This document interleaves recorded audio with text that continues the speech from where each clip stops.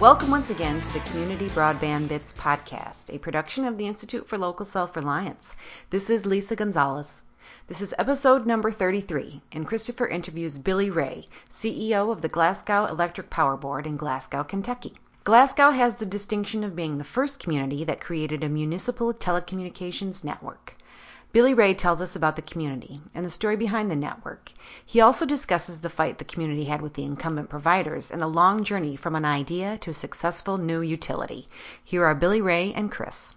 I'm here with Billy Ray, the CEO of the Glasgow Electric Power Board and probably the father of municipal broadband. Thank you for joining us on Community Broadband Bits. Okay, Chris, glad to be here. Glasgow, Kentucky has long been a place people go to learn more about municipal broadband. You did it before anyone else, and so I'm hoping we can start by learning a little bit about Glasgow. Yeah, Glasgow is a community of about 15,000 people in a generally agricultural portion of the state of Kentucky, the south central part of Kentucky, which means that it's if you drew a line between Louisville, Kentucky, and Nashville, Tennessee, you'd find Glasgow along that line halfway in between. So we're roughly 100 miles from either one to our north and south. The only other real distinguishing thing about Glasgow and why this happened here is that it is one of the 2,000 or so municipally owned electric systems, which means that the city happened to already own an electric utility, which means it had the poles and bucket trucks and billing systems, all that sort of stuff. And that was and continues to be the real kernel or seed of reasoning for why we got into the broadband business. Right. We've actually seen that most of the communities that have been involved with building broadband networks have been municipal power utilities. Or have been cities that have those. But it seems that you were intimately involved with this idea from the beginning. And I'm curious if you can take us back to that time. It wasn't something that someone else came up with and dumped it in your lap. It seemed like you were inspired to start building this infrastructure. Well, that's right. I came back to my hometown. Glasgow was my hometown. I came back in 1983 as a 28-year-old CEO that a board had taken a chance on a really young guy, and I really appreciate that more all the time when I look at 28-year-olds and I think try to say what were they thinking, but that's only important in that we came back with a real clean sheet of paper and fresh outlook on how municipal utilities ought to operate. And the other part of the DNA was that the utility that I had left, I was the chief engineer there, had just experienced the installation of a cable TV system in that community for the first time. This was 1981, and there were still communities that didn't have cable TV, and Bowling Green, Kentucky was one of those. And I was there to witness the installation of a cable system and learned a little bit about what a broadband network was. And when I combined that piece of DNA with what I had learned, because also having a mini computer was a new thing in those days, and when I thought about how we operate electric utilities, and by that I'm talking about how the humans functioned to make decisions about how we operate the electric system, utilizing the crude data that we got largely from people calling in and saying, hey, my lights are off, or I saw a giant flash on a pole, and we use those tidbits of data accumulated in a very analog fashion to make decisions about how we operated electric utilities. And all those pieces began to come together in about 1986 when I began to talk to my board about this vision that we could probably operate electric utilities a lot better if we had better telemetry instead of just people calling in and telling us what they had seen. If we could actually measure quantities at our substations and someday even deeper, closer to the home than substations, we could really be in a position to change the way energy is delivered and shaped for communities. And boards are made up of lay people, and they appreciated that, or they accommodated me talking about that. But when I began to say, and it might be possible to start building this network to do this telemetry on by first putting competitive cable television on it. That was something that immediately I learned resonated with everyone. People weren't that crazy about having energy usage patterns shaped, especially back in the 80s before anybody had ever heard the words smart grid. Nobody had even heard the words broadband, really. I knew that you were an engineer, and just as you were describing that and the way that you began thinking about it, it reminds me in many ways the way Harold DePriest thinks about it and describes it in Chattanooga, which is now probably the most cited municipal network because they've been so aggressive in terms of offering the highest speed services. But do you think that you being an engineer and having an engineer at the top level of a municipal power utility makes a difference in that regard? Well, I think it did back in those days, because once you recognize how software works and the hunger for data, and that the way we were gathering data back in those days was, archaic, 100 years old, and that systems were beginning to evolve that would allow you to gather this data and make a lot of these decisions that were made by a team poring over maps and pieces of paper with notes jotted on them, that you could do a lot better, and you could turn a lot of that decision making over to a piece of an operating system instead of a human system. I think that was important. Now today, it seems like so many communities now focus on just that they want faster internet service, or they hate their cable operator, and that's been common ever since the very first talk I made on this subject back in '88. The common thing in 10,000 cities across the United States is that they hate their cable operator, and that seems to become the more common nucleus of a community broadband effort today than what I still contend from an engineering perspective to be the real reason to do it, and that's that we want to build fewer coal-fired power plants, or any kind of power plant for that matter. We think that we can use a combination of technology and telecommunications to shape electric demand to live well within the capacity that we've already built for the foreseeable future, and make a much smaller impact on our environment by the production of electric power. So you saw all this coming back in the late 80s, and you made the pitch that you thought the best thing to do was to start building this and offering the television services as well. I'm curious how others reacted, including the existing cable provider in your community. Well, yeah, that's pretty well documented. Luckily, the board that operates the utility was cooperative and wanted to give me plenty of room to try new things, and the local city council, not as immediately cooperative, but cooperative enough, really, and I can answer the question more expansively this way, that the incumbent cable operator at the time was so incensed at this that they began shipping all kinds of high-powered attorneys to Little Glasgow to meet with every group they could to talk about how crazy this idea was, and it was probably their reaction to the idea being so offensive and telling the decision makers or the elected officials in a small South Central Kentucky community that they were too stupid to build this network, that probably put the finishing touches on the decision to go ahead and do it.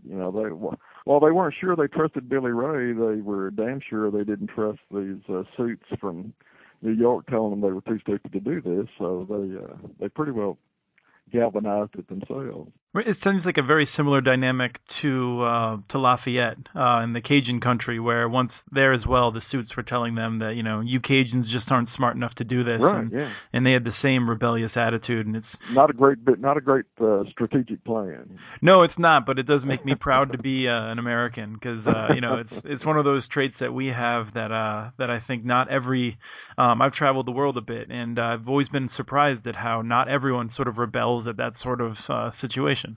Well, there's probably a reason why we chose to overthrow the king. Absolutely. So you had a big fight. Can you sort of describe the contours of it? I think it ended up lasting multiple years, didn't it? Oh yeah.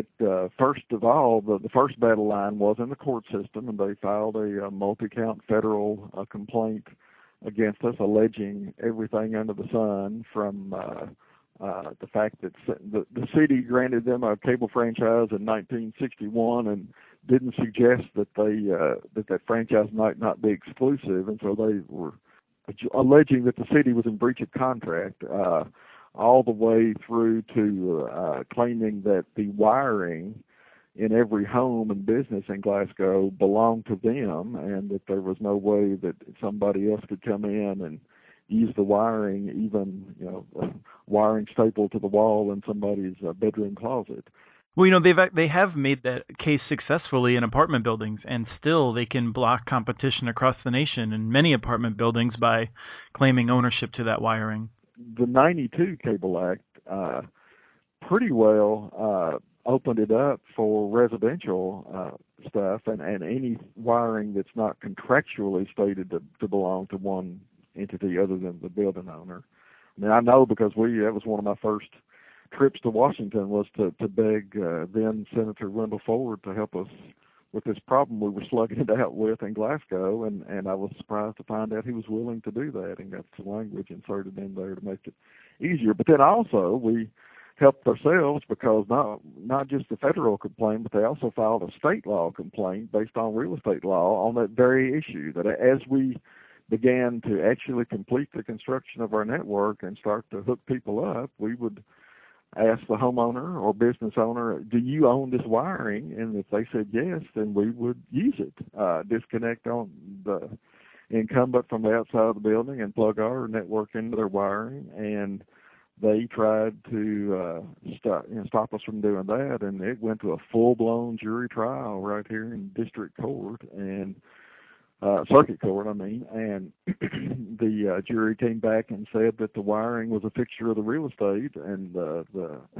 owner could do with it as they pleased. And it was that defeat that caused Telescripts Cable Company, the incumbent at the time, to come to us and ask to settle the federal complaint as well. Of course, in that we had countered, since they also, as one of the features of their competitive efforts, went street to street as we were building our network and canvassed the area and offered people $5 a month cable TV if they would stick with them for the next year. And so that caused us to file a Sherman antitrust counterclaim against them, which, had we been victorious, and I'm pretty sure we would have been, we could have gotten treble damages against them. And so they finally settled all the litigation and decided to just slug it out in the streets in a competitive battle that it raged from 1988 until 2000, when we had acquired about 70%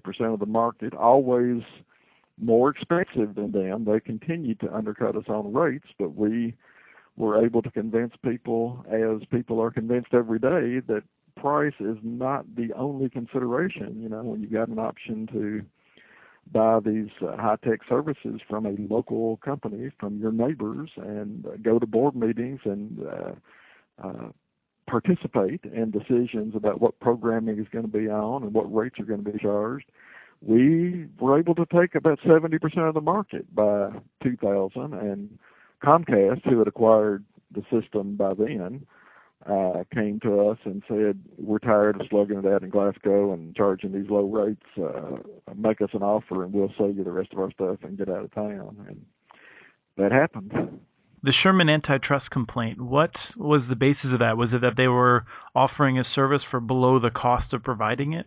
Yeah, designed to not just make customers happy, but to cripple a competitor, especially one in a David and Goliath situation where they had market power and we were a new competitor, and they were willing to charge rates that were completely unsupportable as being valuable to their stockholders, and just designed to damage a new entrant. Because we do still see that from time to time. Most recently, we saw it here in Monticello, where the incumbent took a package that had every single channel on the system that they sell for $145 in every other town, and began offering it for $60 per month, guaranteed rate for 2 years.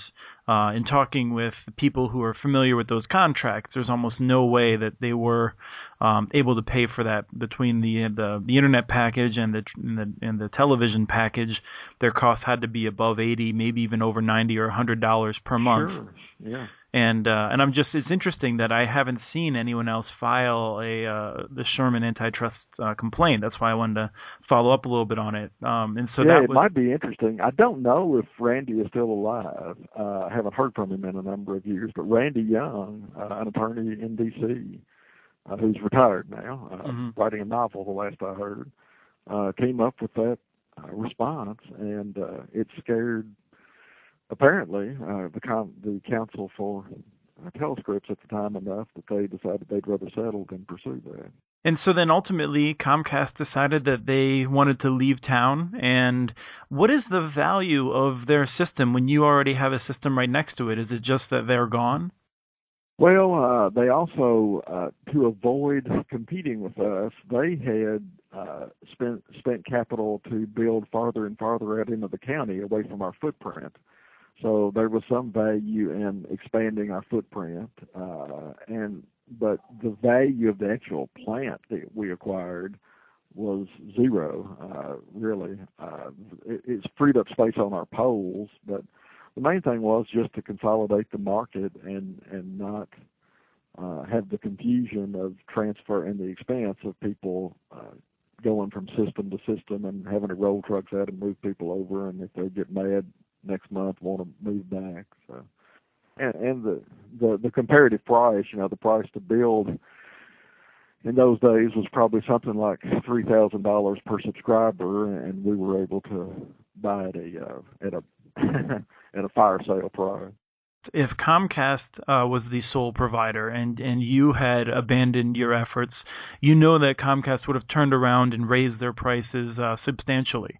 I'm curious how EPB dealt with being the only provider. Did you then start jacking up the rates every year? Oh, no. I mean, we've operated it as a nonprofit business, just as our charter from the state requires the whole time. The only time we've ever raised our rates has been because the programmers have raised theirs. So I was just looking at a graphic I prepared for a board meeting the other day.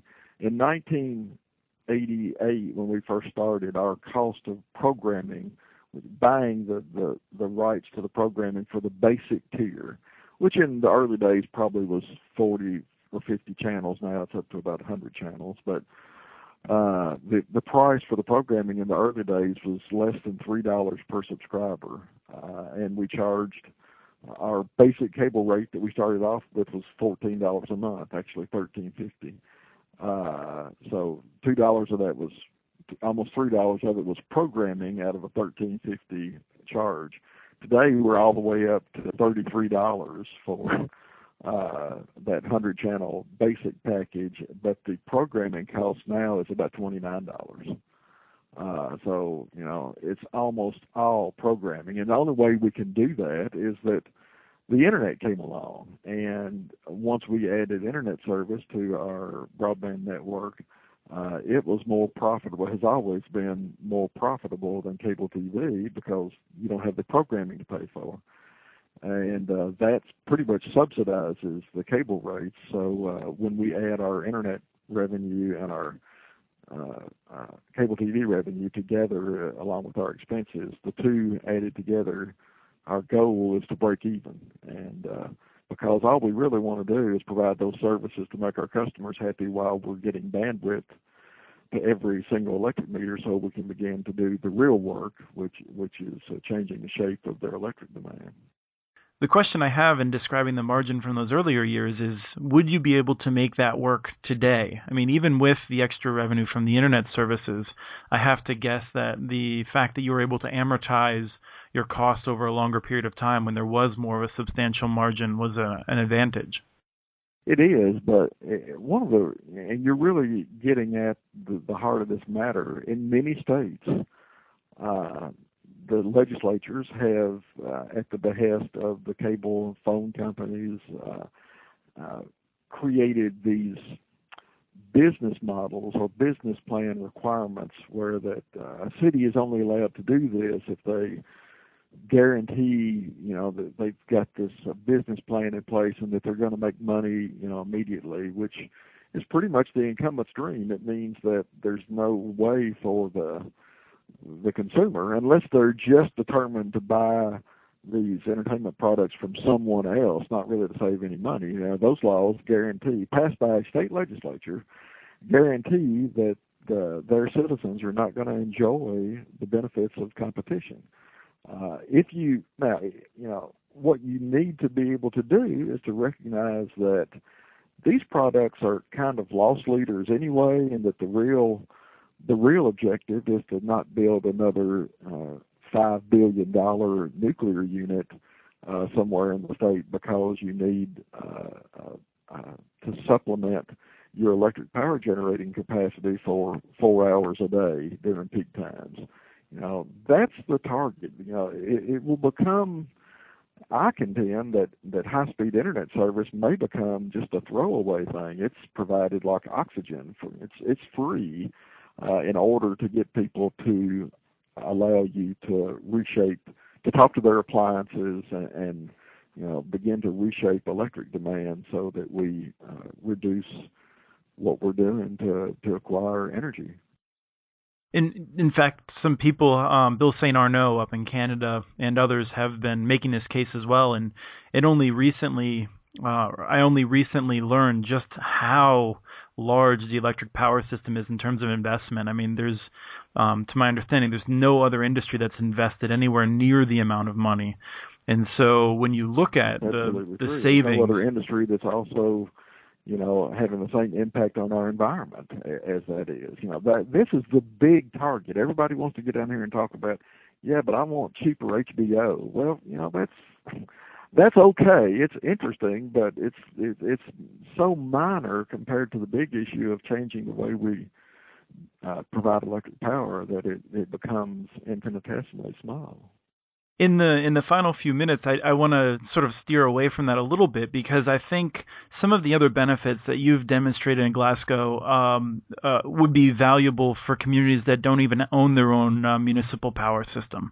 You mentioned that you operate on a nonprofit basis, but you've also calculated some of the figures as to how much your community's benefited and saved by the lower prices and by having some of that money recycle in the economy. Absolutely. And I'd love to hear a little bit more about how that's benefited Glasgow. Well, it's pretty easy to look at the community of an island, small community, our economy, or our treasure that we can accumulate in all the wages and goods that are generated in a small economy. Obviously, if you want to have choices in local restaurants and local grocery stores and what have you owned by local people, you need to have local money circulating around that can be spent there. And if you just do a simple exploration or comparison of the delta between what the average cost of cable TV is in the United States to what we charge in Glasgow or many other communities that are operating these systems on a not-for-profit basis, the calculation is pretty straightforward. We can see that there's easily $2.5 to $3 million a year, and this is in a community of only 15,000 people. $2.5 to $3 million a year is getting trapped in the local economy instead of being siphoned off to the stockholders of an MSO, a big cable company.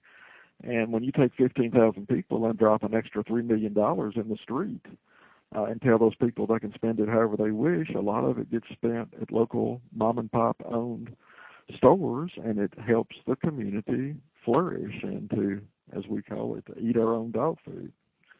You know, we also talk a lot and participate in sustainability efforts and promote localism as the way to make our economy more durable and more resistant to the kind of buffeting that we all got in 2008 as everything fell apart. We use that same frontier spirit that caused us to say we're smart enough to build our own cable system. Now we're saying, you know, we're smart enough to figure out how to source what we need here from locally owned merchants so that some distant board can also decide if our unemployment rate here is going to go through the roof. It's all part of the same DNA. Thank you so much. Okay. I look forward to talking again. And I hope that those who are new to community broadband take a few moments. Your Glasgow website has a great history on it, and there's a lot of valuable lessons for people to learn. And so many of the same questions are still being asked, and you got a lot of the answers up there already. That's right. Never think that the status quo is your only choice. There's always a way to get around it. Thank you so much. Okay, thank you, Chris. We want to thank Billy Ray for taking some time to visit with us about Glasgow's network. You can learn more about the network at glasgowepb.net. You can also learn more at muninetworks.org. Follow the Glasgow tag for access to a variety of resources on the network and the people who built it. If you have any questions or comments, please send us a note. Email us at podcast@muninetworks.org. Our handle on Twitter is @CommunityNets. This show was released on February 12, 2013. Thanks to the Mojo Monkeys for the music licensed using Creative Commons. The song is called Bodacious.